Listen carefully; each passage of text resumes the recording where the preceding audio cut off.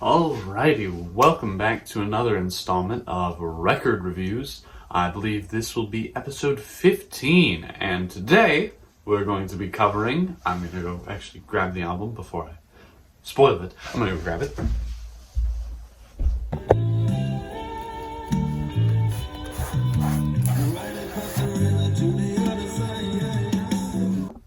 That is right, we will be looking at Dire Straits' Brothers in Arms.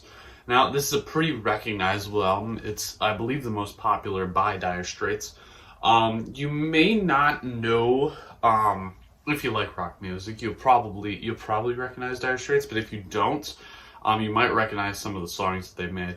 Specifically, as I mentioned in the last episode, Sultans of Swing. I can think of the name this time. But also, two on here that are pretty recognizable are Money for Nothing and Walk of Life. Those are pretty recognizable. But this is a good album. This is a fun album. This one's actually when I was looking at it, I was like, "Whoa, this is a whole four sides, so 2 discs, which will make the superior side thing fun." But I was like, "Oh, that's really weird." I feel like I don't remember there being a ton of songs on this album. And I checked, and there are not. There are literally 9 songs on this album. The reason why is because a lot of these songs are pretty long in length. I don't know what the shortest one is. It might be Walk of Life, but even then, like, Money for Nothing is like, I want to say 6 minutes or like 7 minutes almost. It actually might almost hit 8. But a lot of these songs are pretty long. So that's why it's so large. But it's a good album. It's a really fun album. I haven't listened to it in a while. I haven't listened to Dire Straits in a bit. And there are a couple songs on here that I haven't listened to in a long time. So I get to go listen to those. So without further ado, I'm going to pop this right in. And I'll get back to you as soon as I'm done.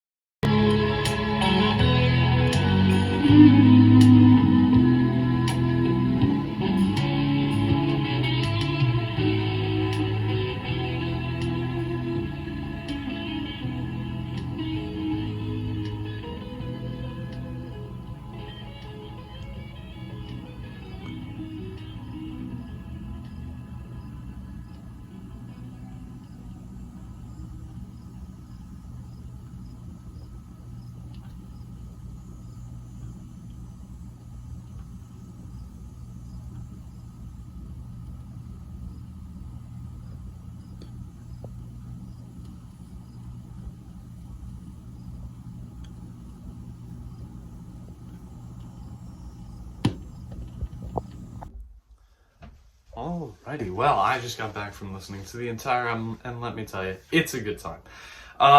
Brothers in Arms is a fun album.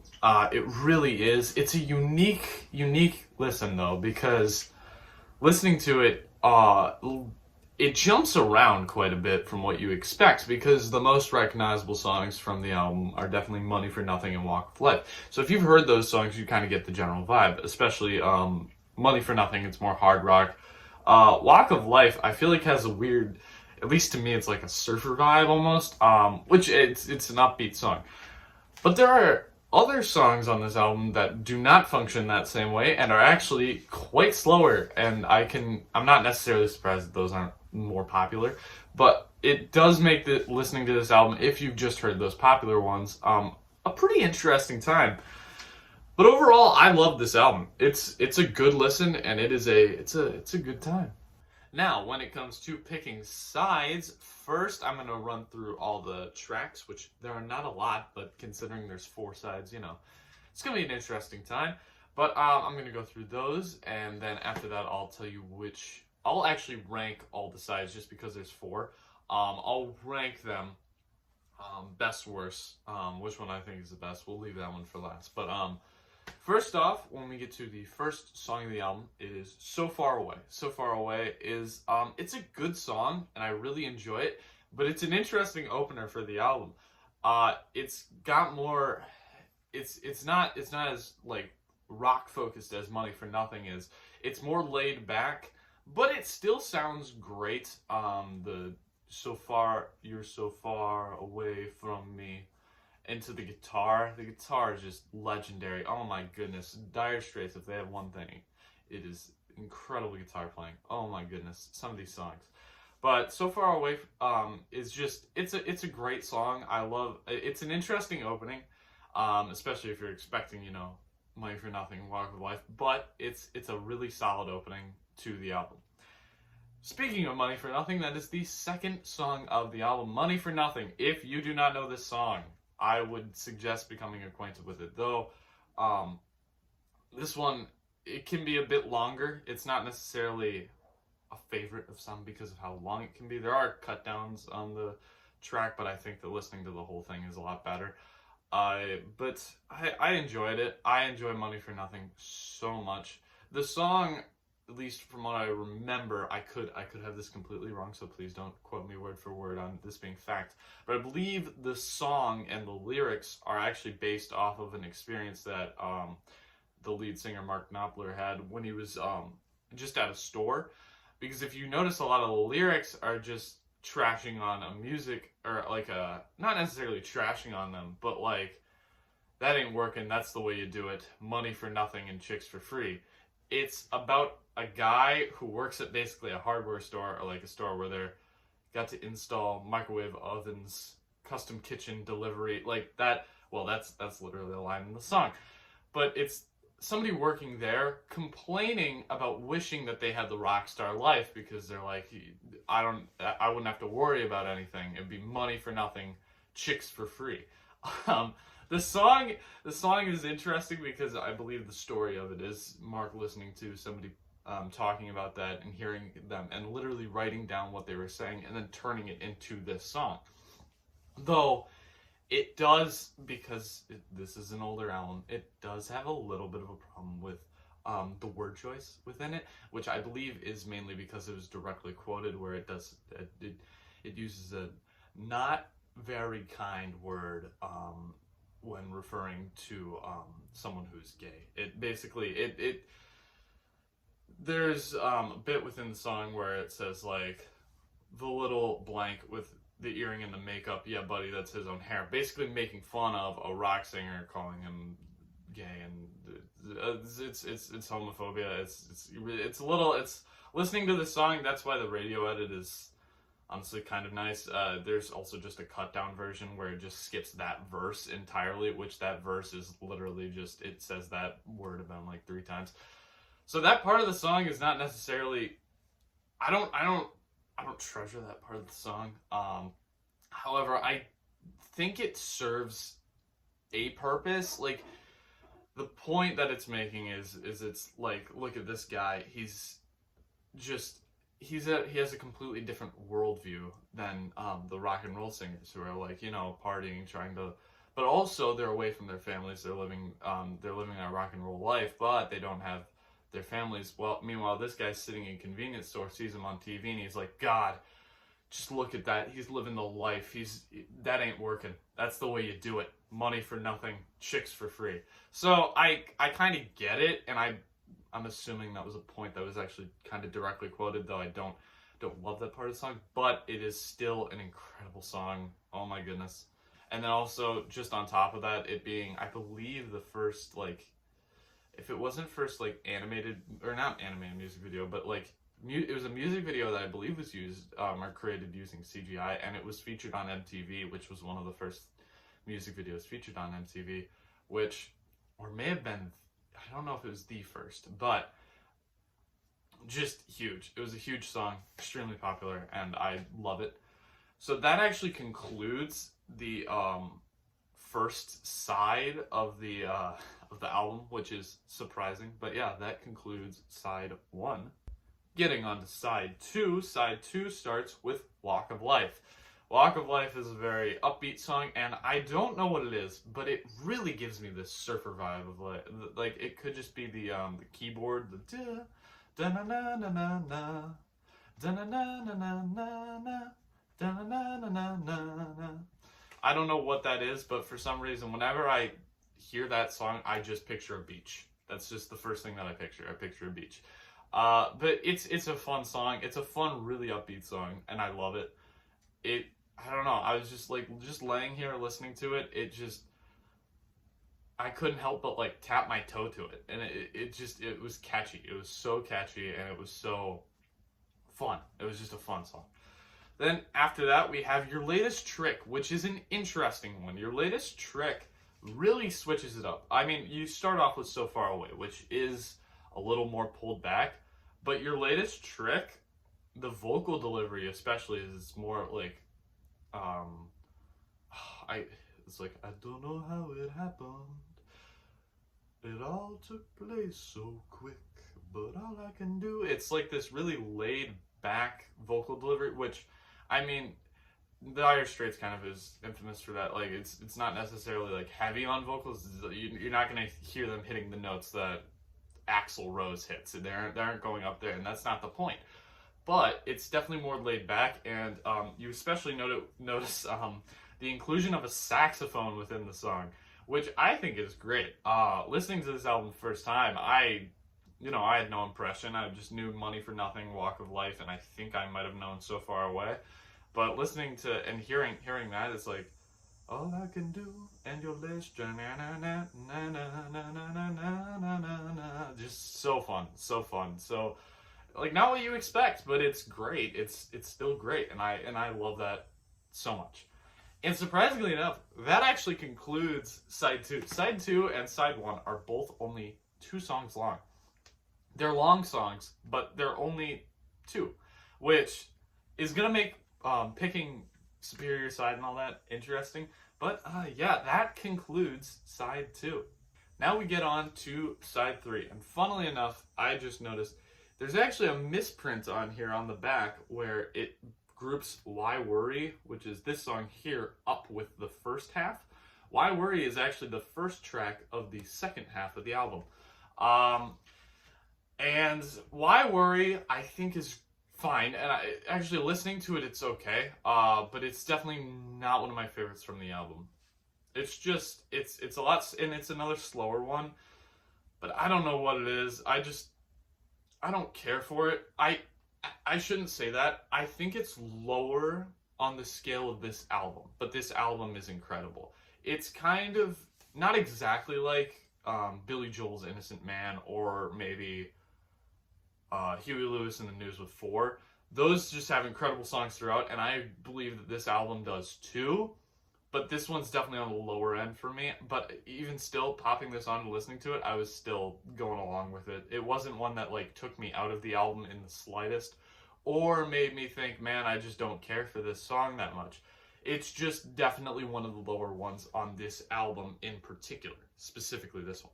So yeah, that's my thoughts specifically on Why Worry. But then after that, the next song is Right Across the River. And Right Across the River is an interesting one. I don't really know how to explain it, but it's got bongos, it's got some interesting just noises. It really gets you into this jungle feel, which you really aren't expecting. Like, this album, I love it for how much it just switches up constantly. Like the inclusion of the saxophone in Your Latest Trick, like you don't know what's going on, and then you get to Right Across the River and you got bongos and you got this weird like jungle vibe going on. I love it. It just, especially when you're starting off with Money for Nothing, which is like this industrial worker, or well, not industrial, but like a guy who's like selling TVs and stuff, and you're like, okay, I kind of get where that is. And then you get all the way down here, and it's just completely different. And I love it. I love it so much. Right Across the River is just a fun song to throw in there. And side 3 is another one of them. Only has 2 songs. So that will conclude side 3. And now we get to the final side of the album, which is side 4. Side 4 opens with The Man's Too Strong. I love this one. It's got just I love the build up kind of throughout the song, and then once it finally hits that kind of like, it's almost the equivalent of a beat drop, um, when you look at more current songs. But it gets up to this part where it's like the man's too big, the man's too strong, and then it goes dun dun dun dun, and it's just like picks up and it's like just going. It's just I know that was a horrible, like, I'm sorry for all of my own renditions of the music, but I love the song. It's just, it's powerful. And like the lead in with the vocals, I think is great. I love the instrumentation. That is one thing that I will cherish with this album is the instruments. Oh my goodness. And you don't know what to expect sometimes, but you love it. Like, as I was talking before with your latest trick, like that one, you just throw on a saxophone, of course, and it fits beautifully. It fits beautifully. You have Right Across the River, the bongos, like what's going on? Wonderful. It's wonderful. So I don't know. It's great. It's so great. And A Man's Too Strong just has this really powerful bit to the music that I just love, and it really emphasizes how important instrumentation can be within music, and it's so powerful. Because I feel like that's a big thing for Dire Straits too, is like, yes, they have, like, I do enjoy the vocals, but the vocals are rarely the, like, main attraction. They're not, like, the big part of the song. It's a lot of the instruments, and, like, the vocals help out. The vocals help out a lot. But man, when you could strip it away and you still have just an incredibly solid sound. Anyways, on to the next song, which is One World. One World is another more upbeat song.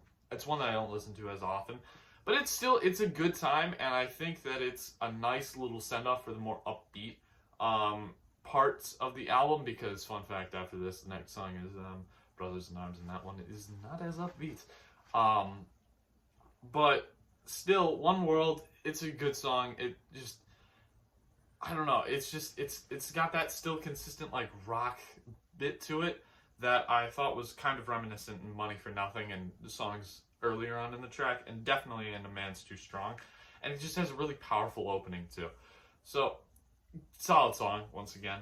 And then the album concludes with Brothers in Arms, which is, the name of the album. Oh, that's fun. The song Brothers in Arms, which is just, I don't know how to describe it. It's like the vocals are soft and they're taking their time, but the instrumentation is just incredible. It's just an incredible song. And I don't know, it's really difficult to put in words just how solid it is when it all comes together and you conclude with Brothers in Arms. Brothers in Arms just feels like an incredible send-off. Like, you can kind of listen to it a bit when I finish the portion where it shows the after the Dire Straitsening or whatever I write there. But that little bit of the end of the album, it's the conclusion of Brothers in Arms. I think that it just comes together and it concludes the album perfectly. So yeah, that concludes side 4. Now when we look at choosing sides, picking sides, I have to get out the funny little discs for this. Well, kind of. I'm gonna prefer to hold them in this because, discs and all that. But I'm just gonna rank them. And the first one that I'm gonna go worst to best. That's what I'm trying to say. I'm gonna go worst from best. So first off, right off the bat, what I would consider the worst side of the album, and this is kind of unfair, but what I would have to consider it is side 3. Side 3, there we go. Side 3 contains Why Worry and Right Across the River. Why Worry is just not one of my favorite songs, which drags this side down quite a bit. And this entire album is just solid all the way throughout with incredible songs. So having one that I like a little bit less brings this side down quite a bit just because they're all great. But then it has Right Across the River, which is still an incredible song. So considering this is the worst side of the album, worst side of the album, it shows you the quality of this album. Now, sticking with this disc itself, then I would have to give the third place, the bronze medal of side to side 4. Side 4 has A Man's Too Strong, One World, and Brothers in Arms. Now, for me, I think A Man's Too Strong is great, and Brothers in Arms is a perfect conclusion. One World within there, I do like it, and I like the upbeatness of it, but it's just one of those songs that I feel is relatively forgettable. Maybe not forgettable necessarily, but it's not one of those that hit me in the exact same way, and it had the same effect kind of as Why Worry, where it was just a little lesser, which I felt brought down the entire side. Now, this side does have 3 songs, which would make it, which does make it the one that has the most songs on it. But I still find myself believing that these other sides are better. So for that reason, I would have to give side 4 the bronze medal of 3rd best side. Now I must pull out the other disc because I'm gonna have to pick if it goes in. It may not go in. We'll put it over there. So now when we get to the final 2, we have the final 2. The final 2 being side 2, which has Walk of Life and Your Latest Trick, and side 1, which has So Far Away and Money for Nothing. Now, when I'm looking at this, I think I have my mind made up right off the bat. So for the silver medal, what we'll get, the second best side of the album, I will give to side 1 with So Far Away and Money for Nothing. Incredible side, Money for Nothing, incredible song. So Far Away, incredible song. But I believe that the superior and best side of the album is side 2, because it has Walk of Life and it has Your Latest Trick. And I love Your Latest Trick, and I love Walk of Life. And honestly, these two can be kind of a toss-up. They're pretty perfect. But I would have to say that for me, the superior side is side 2. Alrighty, now we're going to move on to worst and best songs of the album. Now, I'm going to start off with worst, because you kind of probably already guessed what I'm going to say for worst. I believe that the second worst song of the album, the runner-up, would be One World. One World, I don't have the best memory of it, which just means it didn't stick with me as well as these other songs. That's possible, but that's just because I don't listen to it as much, which is completely fair. But I don't know, it wasn't as powerful as the others to me, so for that reason I had to give it the runner-up. And then the worst song of the album, in my opinion, is Why Worry. I think it's okay, though. Like, it's bad, it's not bad. I said, oh, it's bad. No, it's not bad. It's the worst one for this album, which is like Innocent Man from Billy Joel. Like, saying that's the worst song of the album is really not saying, it's saying like, oh wow, you're the worst among greats. Like, you're among greats. What are you gonna do? So yeah, that will be the worst songs of the album, with the runner-up being One World, and then the worst song of the album for me being Why Worry. Now we get to best. Best is hard. I am going to put it to a top 3. I'm going to only do 3 because there are not a lot of songs on this album. There are only 9. So, top 3. We'll start off with the bronze medal. The bronze medal, in my opinion, will go to Walk of Life. I love Walk of Life. Once again, love the upbeat bit to it. It's just so catchy. It's so incredibly catchy that you're just sitting there listening to it and you're like, you're just tapping along. I mean, some people, it might not have the same effect on some people, but at least in my experience, it's just one that's it gets stuck in your head easy, and I don't mind it being there because it's a fun song and I love it. Now, when we get to silver medal, I would have to give to Your Latest Trick. I love Your Latest Trick. It's so fun. It's just, you don't expect it. You don't expect the saxophone. You don't know what you're getting into, and then it just has this just smooth song that you're just like, oh my goodness, this is great. So yeah, I would have to give Your Latest Trick the silver medal, which then leads to the gold medal of best song of the album. Going to Money for Nothing. Yes, yes, yes. I know I harped on it a little for word choice, but the song is still incredible. Yeah, you can clearly see why it's one of Dire Straits' most popular. It's just such a great song. Like, I don't know what to say. It's incredible. Just even the one thing I didn't necessarily highlight when I was talking about the song, is the song has this like really slow intro, which is kind of why I like the original version, even though words and not great words. But in any case, the intro of just this slow build up of like, I want my MTV and sorry, but just that vocalization every so often, and then it leads into this like, you start hearing drums, and then it starts all building, and it gets really high, and then it gets to the guitar, and it's just guitar solo for a couple seconds. Just a perfect opening. Just an incredible opening. Oh my goodness. I'm sitting there listening to it, and I'm just like, oh my god. Just the build into the dun dun. Just, God, it's just powerful. Powerful stuff. Which is exactly why I would give it the gold medal of best song of the album. So, to conclude, that means that the bronze medal, there we go, third place, bronze medal, song of the album would go to Walk of Life. Then second place, silver medal would go to Your Latest Trick, and best song of the album, going for gold, would have to be Money for Nothing.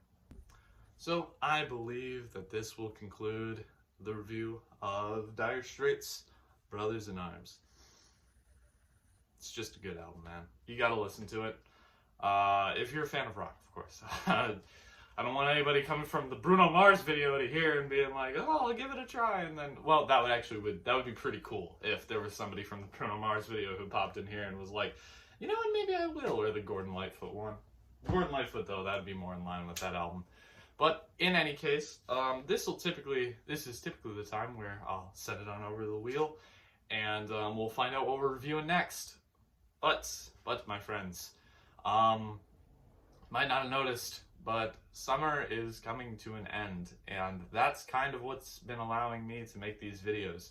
I really have had quite a bit of time on my hands, and because of that, I wanted to start doing this, where I'd listen to my records and I'd give my feelings on the album, which has been incredibly fun for me, and I'm glad that at least some people have maybe found joy in it. I know at least one person has, and that's nice. It's really comforting that somebody was willing to watch my video through and posted a reply in the comments with just like a paragraph, and thank you.